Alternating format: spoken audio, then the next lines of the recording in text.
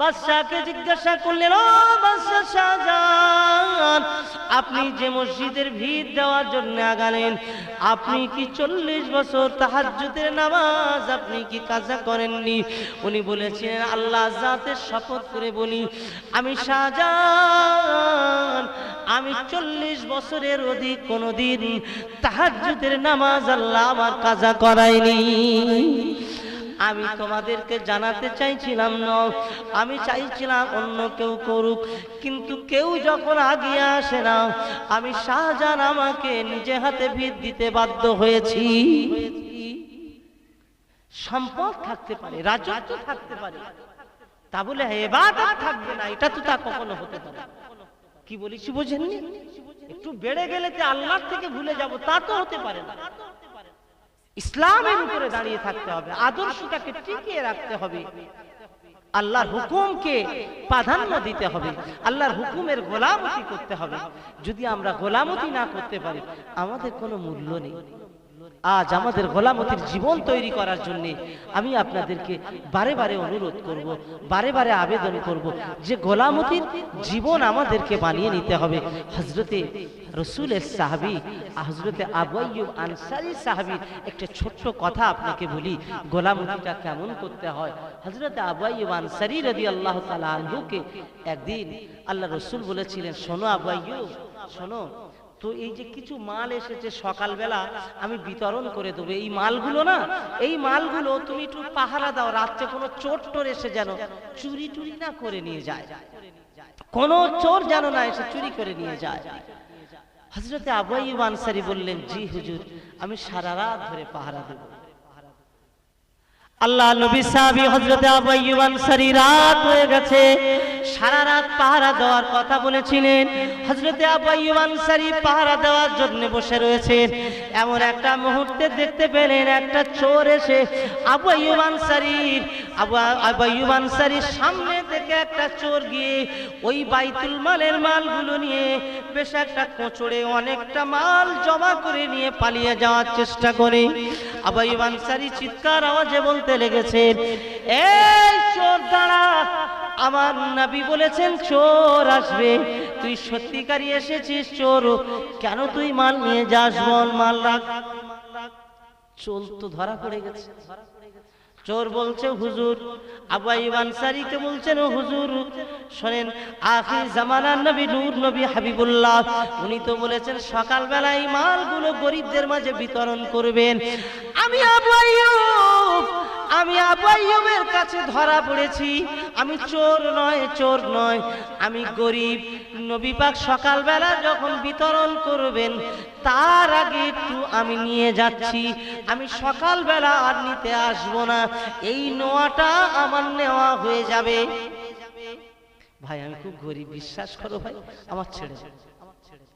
আবু আইয়ুব আনসারী খুব মায়া দেওয়া লেগে গেল, সত্যি তো এ গরিব, আর রাসূল বলেছেন গরিবদের দেবে, সে যখন ও পাবে, আচ্ছা ও কিছু নিয়ে যাচ্ছে বলছে, তাও নিয়ে যাকে যাক বলে ছেড়ে দিলে।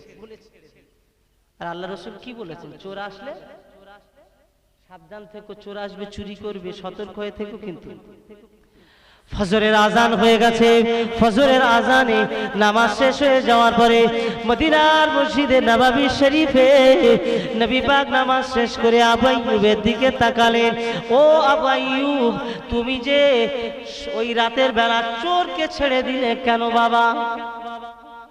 কিছু না বলতেই আল্লাহর হাবিব জেনে ফেলেছেন, জোরে বলা যাবে না সুবহানাল্লাহ। আল্লাহর হাবিব জানতে পারে না পারে না? পারে। বললেন, হুজুর ও বড্ড গরিব, ও বলছে সকালবেলা নবী দেবে, তা আমি আগে ভাগে একটু নিয়ে যাচ্ছি। আচ্ছা ও ঠিক করেছে না ভুল করেছে বলেন তো দেখি? যে লিখেছে ভুল করেছে। আবু আইয়ুব আনসারী বলছে, হুজুর আমি তো ওই মনে করে ছেড়ে দিছি, খুব দয়াময়া লাগছিল আমার। তা বলছে, দেখো চোর কিন্তু আবার আসবে, ও কিন্তু মারাত্মক চোর, বলো তুমি কিন্তু সতর্ক হয়ে থেকো, ফের আবার ও যে বলে গেছে তো ও ফের চুরি করতে আসবে। বললো, হুজুর এবার চুরি করতে আসলে আমি কিন্তু আর ছাড়ছি না, ও ধরে আপনার কাছে হাজির করতে। ও ঠিক আছে, তুমি সতর্ক হয়ে থেকো। হযরতে আবু আইয়ুব আনসারী রাত হয়ে গেছে, রাতের বেলা সময় না নষ্ট করে নামাজের ভিতরে তিনি সময় কাটান, মালের পাহারা আছেন, আর ওই ভিতরে ভিতরে কখন কোরআন পড়ছেন, কখন জিকির করেন, সময়টা বেকার না যেন যায়। গভীর রাত চোর মালের কাছে এসে চুপি চুপি অনেক মাল গুছিয়ে নিয়ে ও এবার পালিয়ে যাবে। হযরতে আবু আইয়ুব আনসারী দৌড়ে গিয়ে পিছন দিক দিয়ে পাঁজা করে ধরেছে।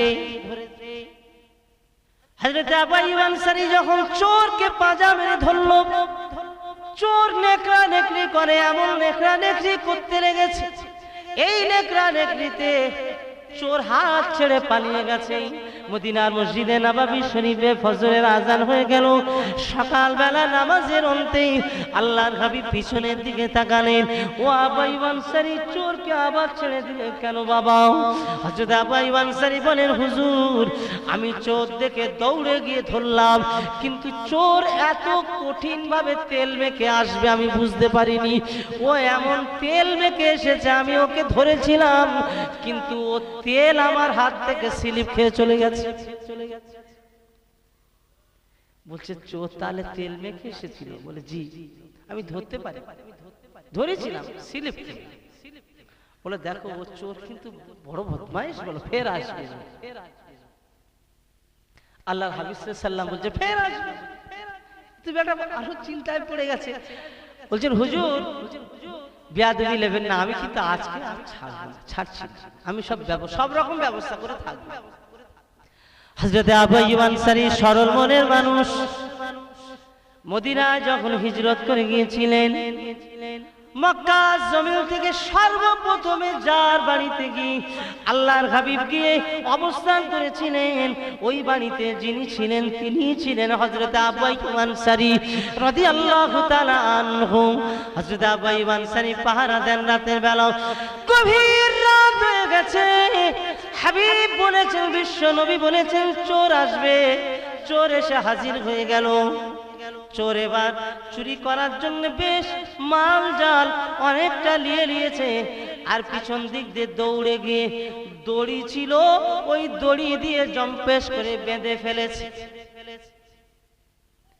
আর পালাবার মতো কোনো রাস্তা নাই। টানতে টানতে বেঁধে নিয়ে টানতে টানতে মদিনার মসজিদে নববীর পিলারের গায়ে, মদিনার মসজিদে নববীর ছুটির গায়ে বেঁধে ফেলেছে। সকাল বেলাও সাহাবীরা আসবেন, নবীর সাহাবীরা তোকে দেখবেন, আল্লাহর হাবিব দেখবেন, তুই কেন চুরি করতে প্রত্যেক দিন আসিস? এই চুরি করা তো ঠিক নয়, আমার হাবিব আমাকে পাহারা দিতে বলেছেন। চোর এবার কাকুতি মিনতি করতে লেগেছে, বলে, হুজুর বেয়াদবি নেবেন না, ও আবু আইয়ুব আনসারী, আমাকে দয়া করে ছেড়ে দেন।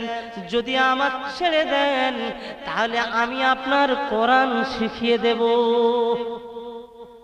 কি শেখাবে? কোরআন শেখাবে। হযরত আবু আইয়ুব আনসারী বলেন, তুই সত্যিকারে আমার শেখাবি? বললেন, হ্যাঁ। আবু আইয়ুব আনসারী, আমি কোরআন শেখাবো, এমন কোরআন চোর যে প্রত্যেক দিন চুরি করতে আসে, ওই কোরআন শিখে নিলে চোর আর কোনোদিন চুরি করতে পারবে না। জোরে বলুন সুবহানাল্লাহ। বলে, তাহলে তো ভালো, এবার তাহলে পাহারা দিতে সুবিধা হবে, ওই দোয়া পড়ে নেবো, আর চোর আসতে পারবে না। ওই কোরআনটা আমি ওই কি পড়তে হবে বলো? বলে, হ্যাঁ আমি শেখাবো, তবে আমার ছেড়ে দিতে হবে। হযরত আবু আইয়ুব আনসারী কথা দিয়ে দিলেন, ছেড়ে দেব যদি কিনা তুমি আমাকে শিখিয়ে দাও। আল্লাহর হাবিবের সাহাবী শেখার এত আগ্রহ, শেখার জন্য পাগলের মতো হয়ে আছেন। চোর ওই সময় বলছেন, আল্লাহ পাকের কোরআন, আল্লাহ পাকের কোরআনে ইসমে আযম আছে, তুমি কি জানো না? আল্লাহর কোরআনে ইসমে আযম আছে, তুমি কি জানো না? ওই ইসমে আযম পড়ে আল্লাহু লা ইলাহা ইল্লা হুয়াল হাইয়ুল কাইয়্যুম লা তাখুযু تأخذه سنة ولا نوم له ما في السماوات وما في الأرض من ذا الذي يشفع عنده إلا بإذنه يعلم ما بين أيديهم وما خلفهم ولا يحيطون بشيء من علمه إلا بما شاء وسع كرسيه السماوات والأرض وهو العزيز الحكيم তুমি যদি ইসমে আযম আয়াতুল কুরসি পড়ে এইটা পড়ে যদি তুমি শুয়ে পড়ো যদি তুমি বিশ্রামে চলে যাও চোর আর প্রবেশ করতে পারবে না জোরে বলুন সুবহানাল্লাহ এই যখন শিখিয়ে দিয়েছে ছেড়ে দিয়েছে আমি শেষ করে দেব আমি শুধু হাদিসটাকে আপনাকে শোনাতে চাইছি এই জন্য ছেড়ে দিয়েছে রাসূলুল্লাহ মদিনার মসজিদে নববীতে নামাজ পড়তে আসেন পিছনের দিকে তাকিয়ে আবু হুরায়রা আবু আইয়ুব আনসারী আজও ছেড়ে দিলে বললে হুজুর বিয়াদবি নেবেন না আমার তো দোয়া শিখিয়েছে তো ও যখন আমার কোরআন শেখাবে বলল আমি ওই কোরআন শেখার জন্য আমি আর থাকতে পারিনি ছেড়ে দিয়েছি হযরত আবু আইয়ুব আনসারীকে বলেছিলেন ও আবু আইয়ুব গো 2 দিন ওই চোর মিথ্যা বলেছে বারবার কিন্তু আজকে তোমাকে যা বলেছে সব সত্য বলেছে জোরে বলুন সুবহানাল্লাহ ও আবু আইয়ুব ওই চোরকে জানো ওই চোরকে তুমি চিনতে পেরেছো বললেন না ইয়া রাসূলুল্লাহ আমি জানি না আল্লাহর হাবিব বললেন ওই চোর কোনো সাধারণ চোর নয় যদি তুমি বেঁধে রাখতে আমি সহ আমার সাহাবীরা মদিনার মসজিদে সবাই দেখতে পেত ওই চোর হলো আজাজিল শয়তান ইবলিস ও মানুষের বেশে এসে চুরি করতে এসে ওইভাবে চুরি করে তোমাকে ধোঁকা দেওয়ার জন্য ওই কাজ করেছে আজাজিল শয়তান ঠেলায় পড়ে যে জানে ও তুমি বেঁধেছো ওর আর কোনো রাস্তা নেই তাই ও সত্যি কথাটা তখন বলেছে তো আমাদের যখন কষ্টে পড়ে যাই তখন আমরা সত্যটা বুঝতে পারি আল্লাহ ছাড়া আমাদের কেউ নেই ঠিক কিনা বলে আল্লাহ ছাড়া আর কেউ নেই তো আমরা তখনই বুঝতে পারবো ফেরাউন যখন নীল দরিয়া ডুবে যাচ্ছিল তখন বলেছিল আল্লাহ যা করেছি এবার তুলে দাও তোমার একেবারে শপথ করে বলছে আমি এবার তোমার কলেমা পড়ে নেব আল্লাহ বললেন আর হবে না তো আর মরার সময় আর হয় না সময় যা গিয়েছে আমরা যদি এভাবে যেতে যেতে আমাদের মৃত্যু এসে যায় আমাদের সময় যদি হয়ে যায় আর সেই সময় আমরা যদি চেষ্টা করি কলেমা পড়বো তা কি হবে আগে থেকে পড়ে যদি আমরা প্র্যাকটিস করে না রাখি আগে থেকে যদি আমাদের ঈমানের উপরে যদি মজবুতি না আসে মরার সময় মজবুতির কথা বললে কি মজবুতি হওয়া যাবে হ্যাঁ শয়তানের মতো আল্লাহর সঙ্গে কি আমরা চালাকি করব সারাক্ষণ চুরি করে নে পড়ালে এবার ধরা পড়েছে বললে এবার তোমার সত্যি কথাটা বলে দাও তা কথা হলো ধরা পড়ে বলবেন তা তো নয় ধরা পড়ার আগে আমাদের ধরা দিতে হবে ঠিক কিনা ভুল বলে তো আজ এই যে মাস্টার সাহেবের বাড়িতে কত মানুষ আমাদের সকলের বাড়িতে আমরা হারিয়ে ফেলেছি আল্লাহ শুকরিয়া আল্লাহর দয়া আল্লাহ আমাদেরকে হায়াতে তৈয়বাতে আল্লাহ রেখেছেন হায়াতে তৈয়বা দান করুন সুযোগ যখন দিয়েছেন আমাদের মুরব্বীদের জন্য মাগফিরাতের দোয়া করবে ইসালের সওয়াবে আজকে ইসালের সওয়াবে আর আমাদের নিজেদের জন্য কল্যাণের জন্য আমরা আগামী দিনে পরিপূর্ণভাবে দ্বীনের উপরে প্রতিষ্ঠিত হওয়ার পূর্ণ চেষ্টা করব জোরে বলুন না ইনশাআল্লাহ প্রিয় ভাইরা আমার আমি যা আলোচনা করেছি সঙ্গে কথা বলবো আমি তো নবী দিবসে এখানে দাওয়াত আমার ছিল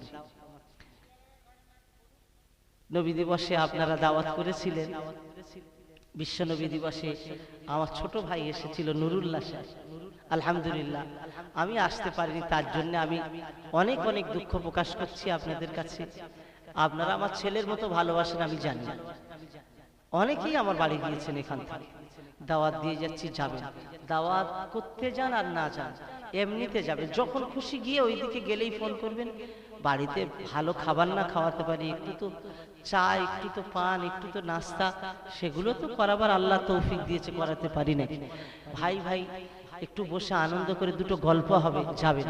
আমি আসতে পারিনি সেই দিন, নবী দিবসে আসলে খুব আনন্দ পেতাম, কিন্তু আগে থেকে একটা দাওয়াত নিয়ে ফেলেছিলাম, সেইটা আমার খাতায় ঠিকভাবে ছিল না। 1 বছর আগে থেকে আমাদের সে মুর্শিদাবাদে যেতে হয়েছিল। ওই দিন খুব কষ্টও পেয়েছিলাম মুর্শিদাবাদে যেতেও। যাই হোক, আল্লাহ যেটা চেয়েছেন সেটা হয়েছে, আলহামদুলিল্লাহ। আমার আজকের যে আল্লাহ পাক এনেছেন, কিছুক্ষণ কথা বলেছি, আপনাদের কি কষ্ট হয়ে গেল নাকি বাবজি? আমার বাবজি বলছেন ইউসুফ আলাইহিস সালামের ঘটনা বলুন।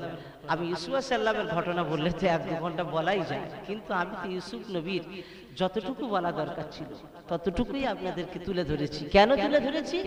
যে ইউসুফ আলাইহিস সালামকে যদি আল্লাহ না বাঁচাতেন, তাহলে হয়তো বা ওই সুন্দরী নারীকে দেখে পাগল হয়ে যেতেন, সেটা আল্লাহ বলেছে।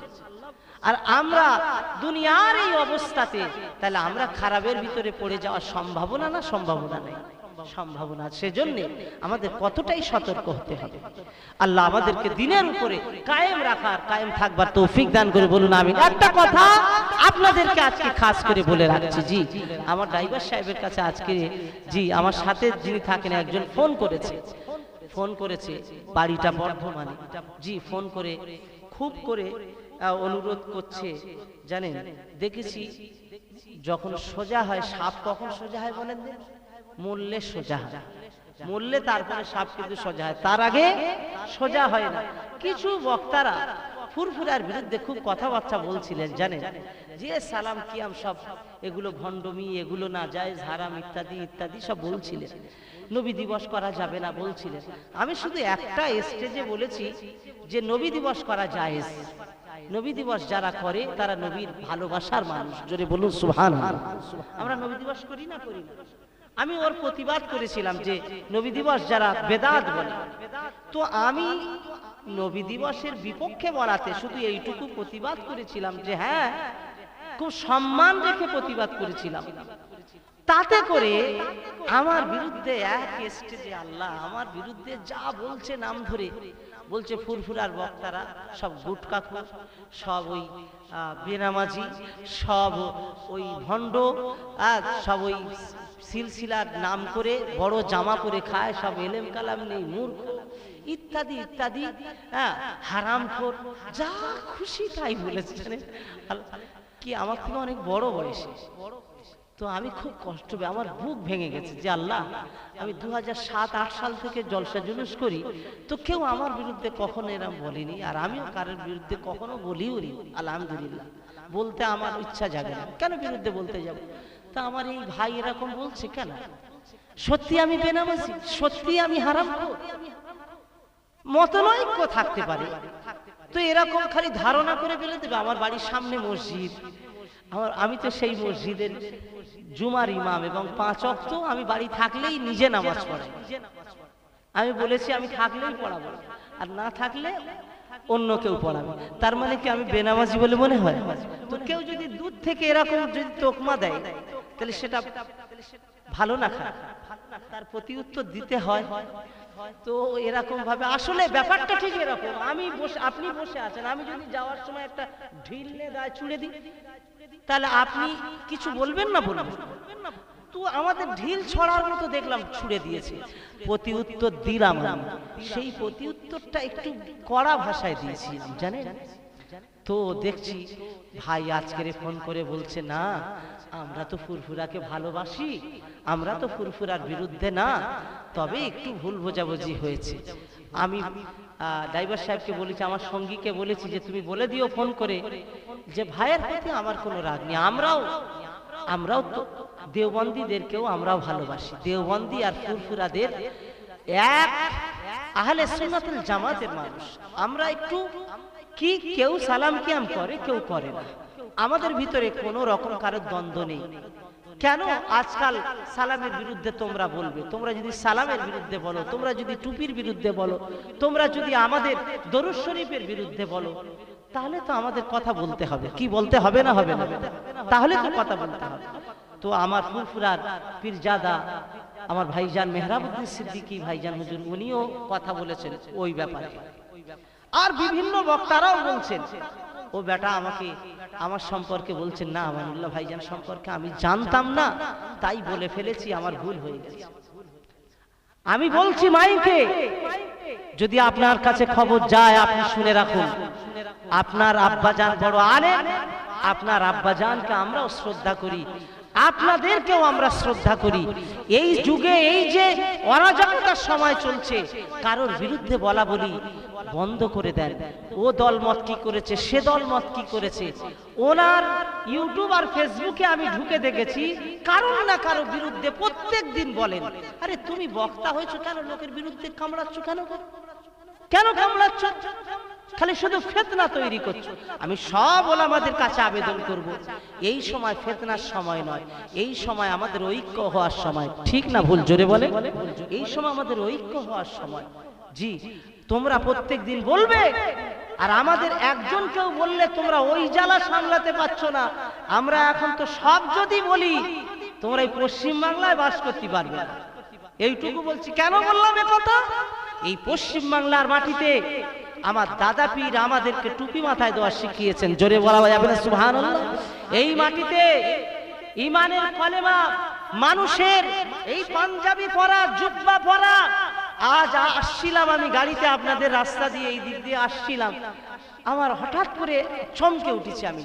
কিছু মুরব্বীরা যাচ্ছেন সাদা দাড়ি আর সাদা সাদা জামা, পা পর্যন্ত গোল জামা আর গলা কাটা জামা। এই গলা কাটাটা কিন্তু আমার দাদা পীরের এটা আদর্শ। গলা কাটা জামা সুন্নাত। এই গলা কাটা বুঝেছেন?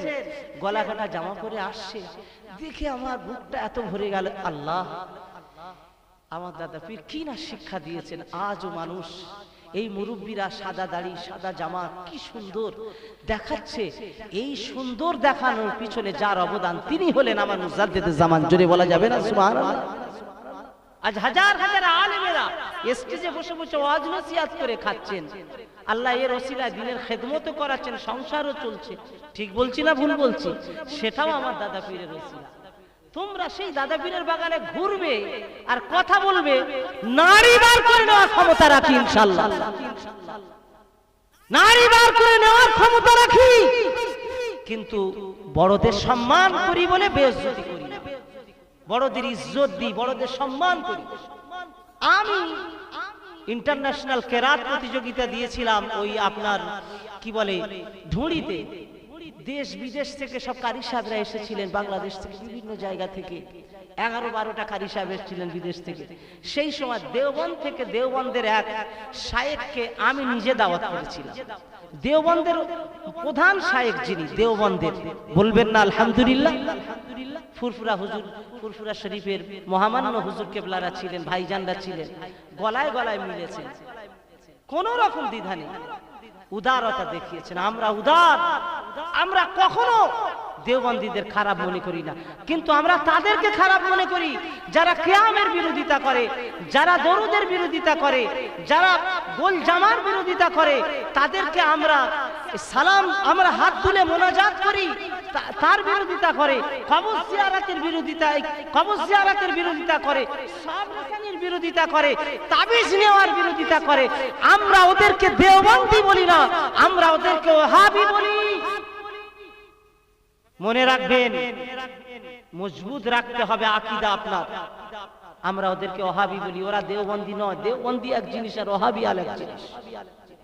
কথা বুঝেছেন? সেজন্যই আমরা করব নবীর ভালোবাসায়, নবীর শানে সালাম পড়বো ইনশাআল্লাহ। ঠিক তো নাকি বলে?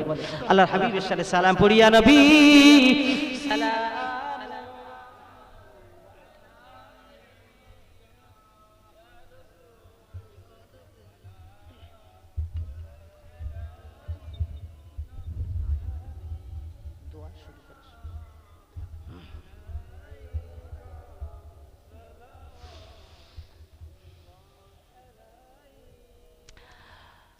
طلع البدر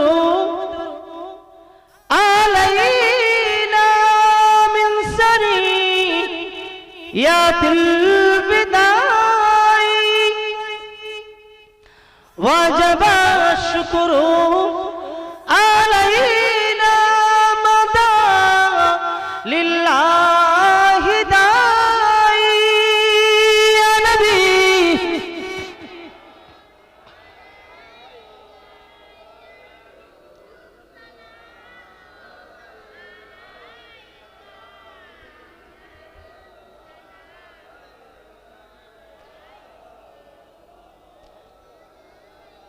জিবরাইল দিলেন যে আজ খুলে দাও আসমানের দুয়ার, এসেছে নবীদের সরদার করিতে আল্লাহর দিদার। ইয়া নবী সালাম, ইয়া রাসূল, ইয়া হাবিব সালাম।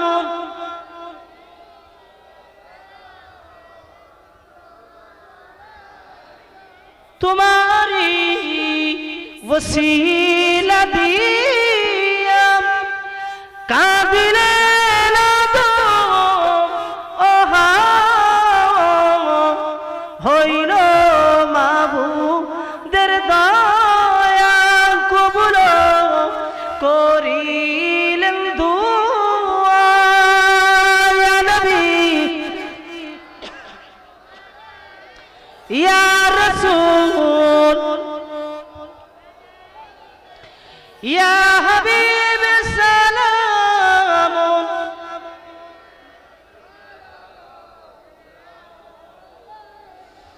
সকলে বসে যান। ইয়া রাব্বি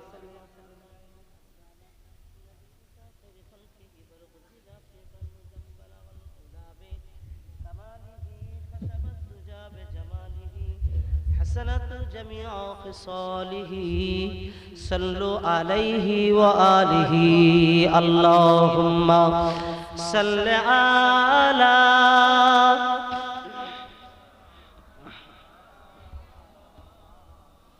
وعلى آله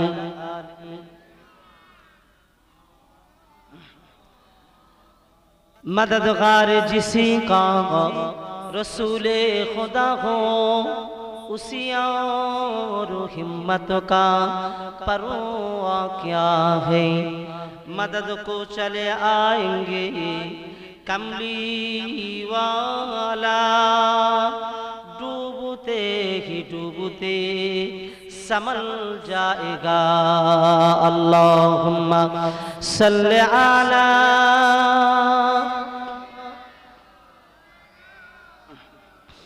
وعلى آله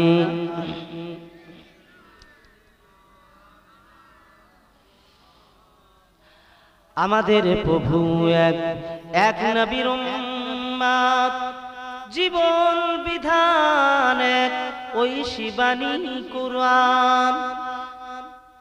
তবে কেন এক নও হে মুসলমান,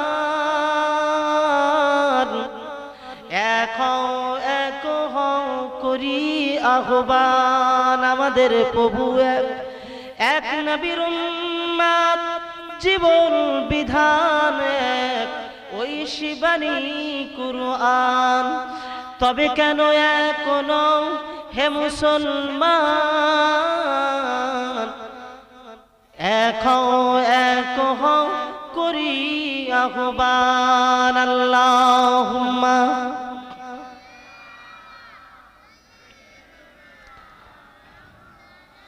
وعلى آله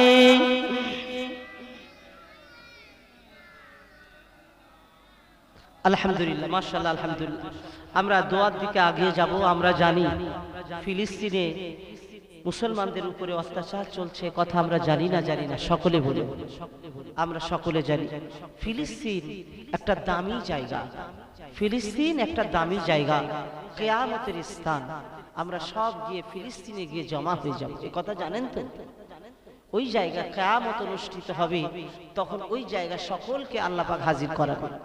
ওই জায়গাটা দামি কেন? পৃথিবীর যত নবী এসেছিলেন সব নবীরা ওই জায়গায় গিয়েছেন, ওই দেশেতে। জোরে বলা যাবে না? সব নবীরা ওই দেশে গিয়েছেন। অনেক নবীদের ঘর ওখানে, অনেক নবীদের ওখানেই দাফন করা আছে।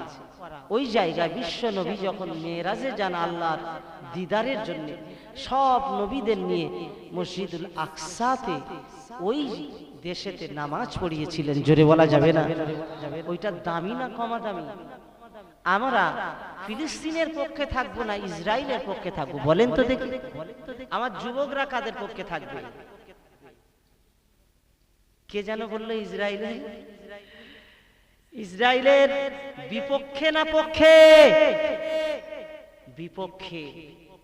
আজ যদি আপনি বলেন আমি আল্লাহর উপরে ভরসা রেখে বলছি, তাহাজ্জুদের নামাজ যার কাজা নাই, বাদশার কি সত্যিকারে নামাজ কাজা নাই?